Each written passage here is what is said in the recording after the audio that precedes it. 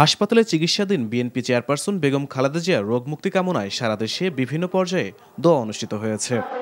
রাজধানীতে জাতীয় মসজিদ বায়তুল মোকাররমে জুমার নামাজের পর বেগম জিয়ার সুস্থতা কামনায় দোয়া অনুষ্ঠিত হয়। বিএনপি নেতাকর্মীরা ছাড়াও সাধারণ মানুষ মোনাজাতে অংশ নিয়ে সাবেক প্রধানমন্ত্রীর রোগমুক্তি কামনায় দোয়া করেন।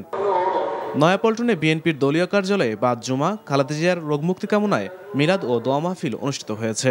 এ সময় উপস্থিত দলীয় নেতাকর্মী ও সাধারণ মুসল্লিরা বেগম খালেদা জিয়ার জন্য দোয়া করেন। মোনাজাতে অংশ নেন বিএনপি মহাসচিব মির্জা ফখরুল ইসলাম আলমগীর সহ কেন্দ্রীয় নেতারা।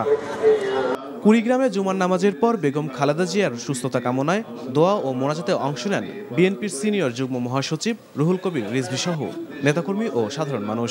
তিনি অত্যন্ত দৃঢ়তার সাথে অন্যায়, নির্যাতন, নিপীড়ন সহ্য করেছেন, কিন্তু যে সরকার বেআইনি সরকার, অবৈধ সরকার তাকে অবৈধ করেছেন।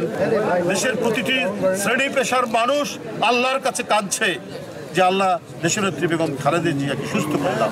শুধু তাই নয়, আন্তর্জাতিক সম্প্রদায়ও বার্তা পাঠাচ্ছে তার সুস্থতা কামনায়। ফরিদপুরে বিএনপি চেয়ারপারসন বেগম খালেদা জিয়ার সুস্থতা কামনায় দোয়া মাহফিল করেছে কেন্দ্রীয় ও স্থানীয় নেতাকর্মীরা।